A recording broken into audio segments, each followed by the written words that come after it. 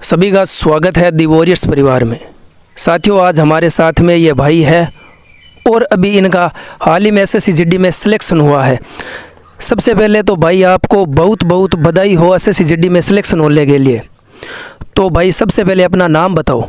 मेरा नाम राम लक्ष्मण गोदारा, केसर देश जाटान, बीकानेर का निवासी हूँ और मैंने हाल ही में एसएससी जीडी 2024 में सीआईएसएफ की पोस्ट में सिलेक्शन लिया है। और आपके नंबर कितने थे? मेरे नंबर 148.45 थे। तो अब थोड़ा अपना कंपटीशन लाइफ के बारे में थोड़ा बताइए कि आपने सबसे पहले पेपर कौन सा दिया था? मैंने अपने कंपटीशन लाइफ की शुरुआत 18 दिसंबर 2020 से की थी एयरफोर्स के साथ। जब एयरफोर्स अग्निवीर नहीं हुआ करता था तब मैंने अपने कंपटीशन की शुरुआत की और आज मैंने एसएससी जीडी 2024 में सीआईएसएफ की पोस्ट हासिल करके अपने कंपटीशन लाइफ को एक अच्छा सा थोड़ा विराम दिया है। बाकी आगे समय के साथ मैं अपने प्रिपरेशन को बढ़ाता रहूँगा और एनी अदर भी बहुत सारी अचीवमेंट को हासिल करूँगा ज़िंदगी में। तो अब मुझे बताइए कि आपका दिल्ली पुलिस में आप पॉइंट 75 से रहे थे, थोड़ा दिल्ली पुलिस की तैयारी के बारे में बताइए। मैंने दिल्ली पुलिस की तैयारी RW एप्लीकेशन से की थी और RW परिवार बहुत ही अच्छा है। मेरी तरफ से उनको बहुत सारा प्यार।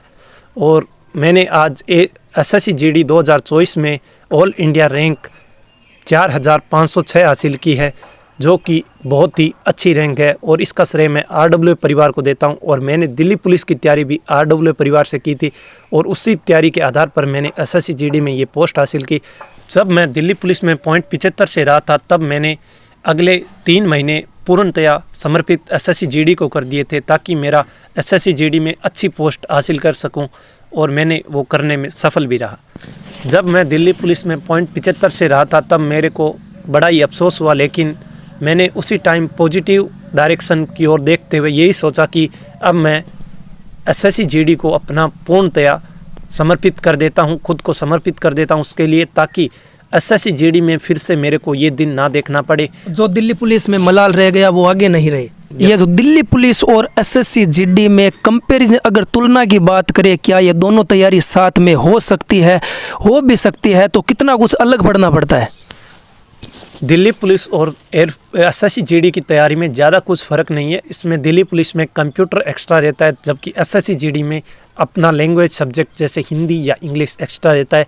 बाकी कुछ नहीं है, लगभग सारा कुछ सेम है और आप दोनों एक साथ प्रिपरेशन कर सकते हो, अच्छे से हैंडल कर सकते हो। जब आप RW परिवार के साथ जुड़ोगे वो आपको एक सफल इंसान के रूप में बना देंगे। एसएससी जीडी में आपका सिलेक्शन हुआ है सीआईएसएफ में, तो इसी तैयारी के दौरान आपने जब तैयारी शुरू की तो आपने ऑनलाइन की या फिर ऑफलाइन की थी? मेरी तैयारी पूर्णतया ऑनलाइन हुई थी और मैंने ऑनलाइन ही एजुकेशन को अच्छा माना है, क्योंकि उसमें ज़्यादा टाइम वेस्ट नहीं होता है। उसमें आप जब चाहे जितनी चाहे कि क्लासेस ले सकते हैं और अपनी सफलता को एक नया आरंभ दे सकते हैं। तो ये जो तैयारी है, इस तैयारी के दौरान आपने घर पर रहकर तैयारी की थी या फिर कहीं बाहर जाकर तैयारी की थी? नहीं, मैंने पूरी तैयारी घर पे रह के की थी। मेरी तैयारी लगभग 10 से 11 मंथ की थी और मैंने पूर्ण रूप से दिल्ली पुलिस और एसएससी जीडी को खुद को समर्पित कर दिया था। और ये जो भाई कहते हैं कि घर पर रहकर तैयारी नहीं होती है, हमको उतना अच्छा माहौल नहीं मिलता है, तो ये आपके सामने भाई बैठा है। इस भाई ने घर पर रहकर, वो भी ऑनलाइन मोबाइल का इस्तेमाल करते हुए, लेकिन सोशल मीडिया से अलग हटकर सिर्फ जो बातें एग्ज़ाम में पूछी जाती है सिर्फ उन्हीं पर ध्यान रखा और व्हाट्सएप, इंस्टाग्राम, फेसबुक इन सभी से दूरी बनाकर रखी। लेकिन एक संदेश भी दिया है जो कहते हैं ना कि घर पर रहकर तैयारी को नहीं हो सके, बाहर जानो पड़े, बाहर रूम लेर तैयारी हुए, गाँव के माया इन्नू इन्ने फिरन खातर भाईला भी आज जावे, गाँव रे मायने सही ढंगू तैयारी होवे कौन, तो बा भाई खातर ओ भाई बैठो आपनो, ओ भाई घरे रेर भाई बड़े फोन तैयारी करिए, बहुत बड़ी बात है भाई, सुन लो। घरे रेर भी तैयारी हो सके, आदमी सोचे नहीं वो आदमी भी यही बन जावे। तो भाई अब मन थोड़ो थारो है नहीं केवल एसएससी जीडी रो एक दिन को थोड़ो रूटीन बता दो कि के हिसाब तैयारी करता। मैं अपना दिनचर्या सुबह 6:30 या 6 के लगभग शुरू करता था और उसी के साथ मैं अपनी गर्म पानी पी के अपनी पढ़ाई को शुरू करता था। 6:30 से स्टार्ट करके मैं लगभग 9 बजे तक एक साथ पढ़ता था और उसके बाद आधा घंटा का लगभग फ्रेश होके चाय वाय पी के मूड फ्रेश करके फिर से लग जाता था 9:30 के लगभग, और दोपहर को 1 बजे तक मैं अपना संपूर्ण रूप से अपने जो भी वीक पॉइंट्स थे उस पर काम करता था, अपने सब्जेक्ट को स्ट्रॉन्ग करता था, अपनी माइंडसेट को डेवलप करता था और क्वेश्चन पर पर्सनली रूप से बहुत ही ज़्यादा वर्क करता था। और उसके बाद मैं दोपहर को 1 बजे से लगभग शाम के 4 बजे तक खाना खाता, थोड़ा सो जाता, अपनी अदर दिनचर्या करता था, और शाम को 4 बजे से लेकर मैं रात के लगभग 8 बजे तक वहीं पढ़ाई करता, फिर से अपने किताबों में लग जाता, अपने कार्य को उच्च प्रगति की ओर करता, और रात को 8 बजे से लेकर 10 बजे तक मैं अपनी फिर से यही सांसारिक दिनचर्या में लग जाता, और रात को 10 बजे से लेकर मैंने 12 बजे तक फिर से मैं 2 घंटे अपने देता। इसी प्रकार से मैं अपनी दिनचर्या को समाप्त करता और हर रोज़ खुद से एक ही बात पूछता, आज मैंने जो दिया वो अच्छा दिया, आगे भी अच्छा देने की कोशिश करूँ। तो तैयारी के दौरान आप नींद कितने घंटे लेते थे? मेरी नींद लगभग 6 से 7 घंटे के बीच रहती थी, और इतने में ही मैं खुद को एनर्जी फुलफिल महसूस करता था। ये जो कहते हैं कि जो बंदा कंपटीशन एग्ज़ाम की तैयारी कर रहा है तो उसकी नींद कुत्ते के जैसी होनी चाहिए, जब कुछ हलचल हुई तुरंत उठ गए, वो नींद आपने ली थी 6-7 घंटे ही सिर्फ। तो इसी बीच बताइए कि जब आप तैयारी कर रहे थे तो गाँव के मया ब्याह और भी कोई फंक्शन होता तो बन अटेंड करता? नहीं, वो मैंने सारे कुछ छोड़ रखे थे। मैंने किसी भी कार्य में 1% भी पार्टिसिपेट नहीं किया, क्योंकि मेरे को मेरी तैयारी को लेकर अच्छा एनर्जी महसूस कर रहा था और अच्छे नंबर हासिल कर रहा था डे बाय डे, और मैं खुद को एक एसएससी जीडी और दिल्ली पुलिस के योद्धा के रूप में देख रहा था, और मैंने ये कार्य को अच्छे से संपूर्ण भी कर दिया। भाई आप एक योद्धा ही हो, क्योंकि जो योद्धा युद्ध में लड़ता है, ये जो योद्धा कंपटीशन एग्ज़ाम में तैयारी करके फिर सरकारी नौकरी में जाते हैं, ये भी योद्धा है, क्योंकि इनको भी तप करना पड़ता है। एक अकेले कमरे में बैठकर खुद को तराशते हुए आगे बढ़ते हैं। भाई आप मेरे लिए और इस समाज के लिए एक योद्धा ही हो। और मेरा अगला प्रश्न ये है कि थोड़ा मोबाइल का यूज़ बताइए कि मोबाइल को किस प्रकार मैनेज करते थे? मेरा पहले से ही सोशल मीडिया जैसे इंस्टाग्राम, फेसबुक, वहाँ पे तो कोई अकाउंट ही नहीं था। मैं पर्सनली रूप से उनमें कोई इंटरेस्टेड नहीं था, और मैंने जब तैयारी की तो उसी दौरान मैंने व्हाट्सअप भी बंद कर दिया था, क्योंकि मेरे को किसी के बारे में कुछ जानने का इंटरेस्ट ही ख़त्म हो गया था। मैं खुद के बारे में खुद को देखना चाहता था, खुद को लोगों के स्टेटस के रूप में पाना चाहता था। जो मैं बना उसके लिए मैं सबका धन्यवाद करता हूँ, और मैंने अपने कंपटीशन लाइफ में सोशल मीडिया से दूर रह के सब कुछ हासिल किया है। और ये जो तैयारी कितने महीने की थी लगातार? लगभग 10 से 11 माह की तैयारी थी मेरी, और मैं पहले से भी तैयारी करता जा रहा था, लेकिन इस तैयारी के दौरान मैंने खुद को पूरा अपने आप को वहाँ पे लगा दिया, इसी कार्य में लगा दिया। ठीक है, उसके बाद में आपका पेपर हुआ और पेपर में आपके नंबर बने 148.45 नंबर बने। तो फिर आपका सिलेक्शन भी हो गया एसएससी जीडी में। आपको ये पता था क्या कि मुझे सीआईएसएफ की पोस्ट मिल जाएगी? जब मेरे नंबर अच्छे थे तो मेरे को लग रहा था कहीं ना कहीं सीआईएसएफ में हो सकता है, वो अच्छी फोर्स है। मेरा भाई भी ऑलरेडी उसी में लगा हुआ है, और सुनने में भी आता है कि अच्छा प्रशासन है, इसीलिए। और मेरे को सीआईएसएफ हासिल करके काफ़ी अच्छा महसूस हो रहा है। तो फिर अब थोड़ा फिजिकल के बारे में बताइए कि फिजिकल में आखिर क्या क्या रहता है एकदम शुरू से? एसएससी जीडी के फिजिकल में ज़्यादा कुछ नहीं होता है, बस आपको सुबह वो फिजिकल के टाइम लगभग 5 किलोमीटर की रनिंग करनी होती है 24 मिनट में, जो कि एक सामान्य बच्चा आसानी से कर सकता है। और हाइट और चेस्ट का मेजरमेंट होता है।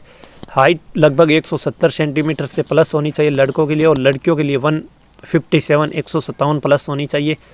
और लड़कियों हो गई उसके बाद आपका पेपर पास हो गया। उसके बाद उसी दिन हमारा डीवी यानी डॉक्यूमेंट वेरिफिकेशन हुआ था, और डॉक्यूमेंट वेरिफिकेशन करने के बाद हमारा मेडिकल हो गया था, क्योंकि इस बार सारा कुछ प्रोसेस एसएससी बोर्ड ने एक साथ करवाने का फैसला किया था।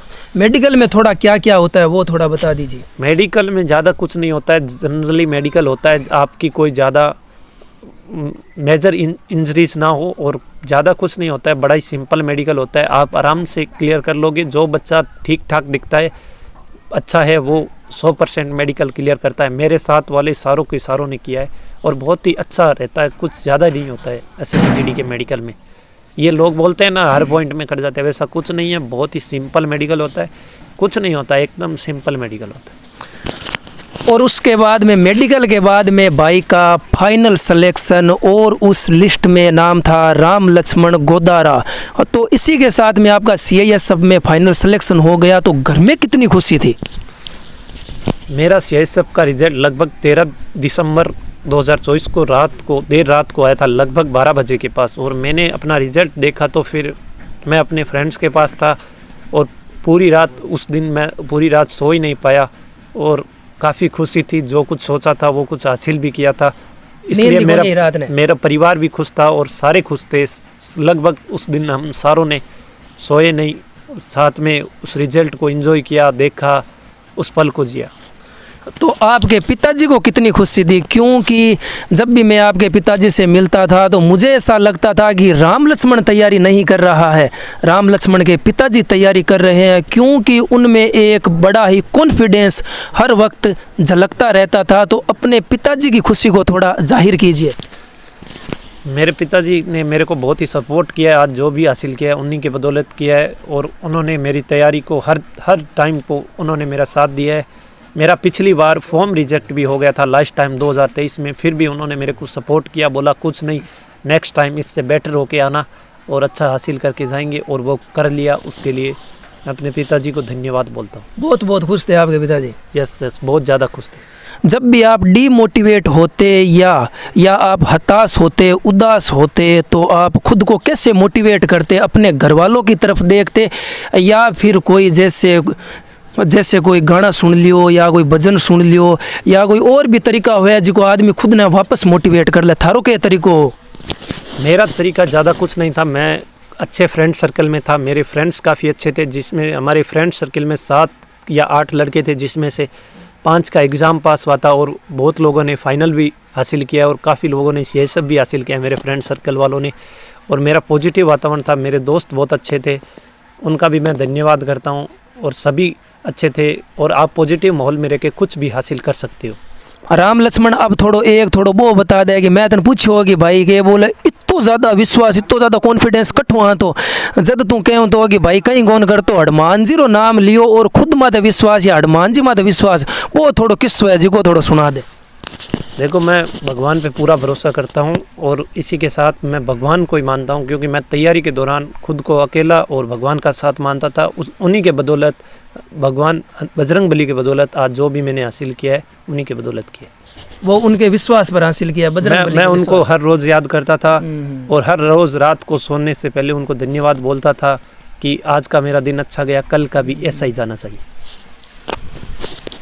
संकट कटे मिटे सब पीड़ा, जो सुमिरे हनुमत बलवीरा। तो आपका संकट तो कट गया, तो अब ज़िंदगी में आगे क्या लक्ष्य है आपका? CISF के बाद में और भी कुछ बनने का है?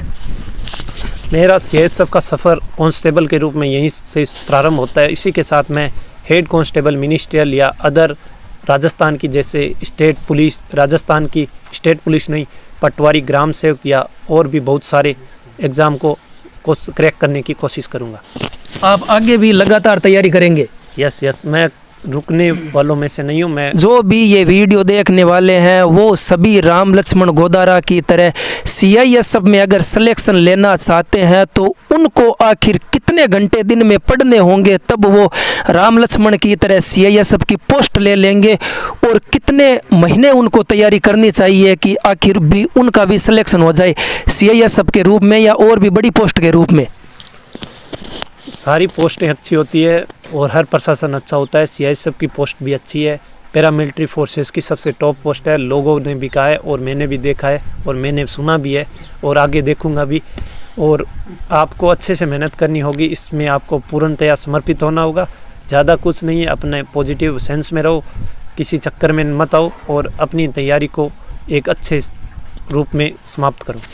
राम लक्ष्मण अब थोड़ा बता दें कि कास्ट सर्टिफिकेट इंगे बारे के माया इंगा के फायदा है के नुकसान है। सेंटर को कास्ट सर्टिफिकेट बनावा जब बनानो जरूरी है, तैयारी करे जीगा, सेंटर की तैयारी करे जीगा बार खातर जरूरी है या कौन जरूरी। थोड़ा कास्ट सर्टिफिकेट बारे में मैंने बहुत प्रश्न हुआ, थोड़ा इंगे बारे में मैंने बता दे।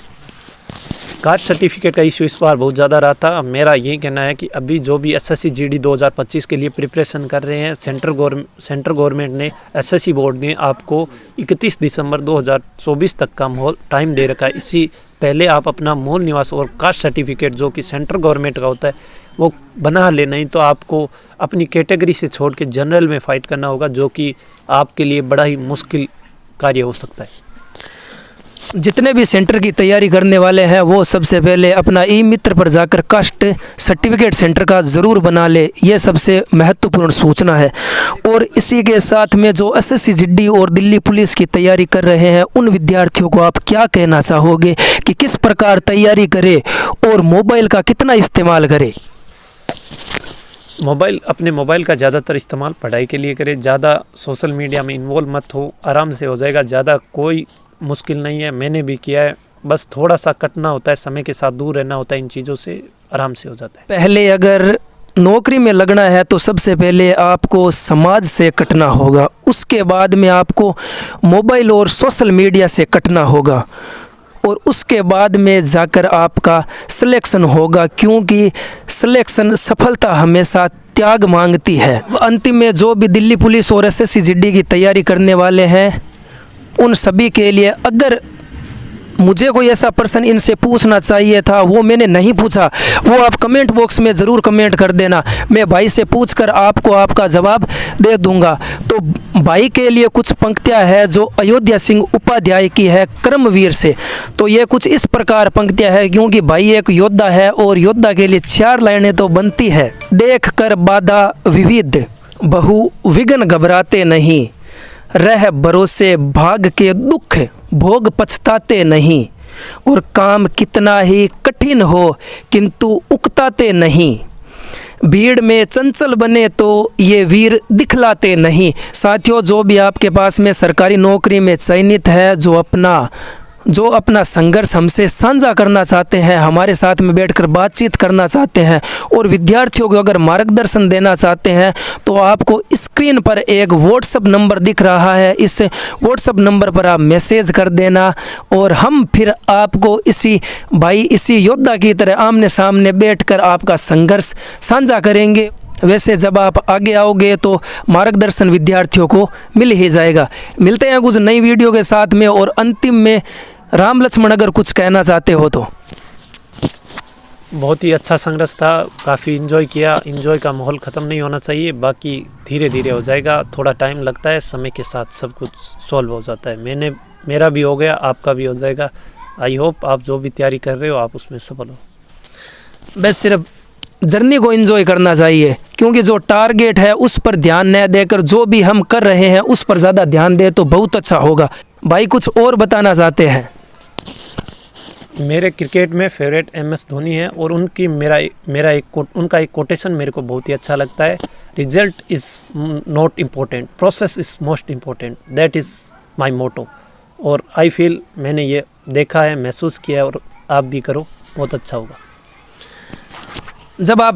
जब आप जर्नी को जियोगे तभी ही आप वीर कहलाने के लायक होंगे। तो मिलते हैं साथियों कुछ और भी नई वीडियो के साथ में। वीडियो कैसा लगा, जितने भी तैयारी करने वाले विद्यार्थी हैं उन विद्यार्थियों तक ये वीडियो ज़रूर पहुंचा देना, क्योंकि भाई ने अपने कंपटीशन में जो भी संघर्ष किया वो आपके साथ में साझा किया है, शायद किसी भाई बहन के काम आ जाए।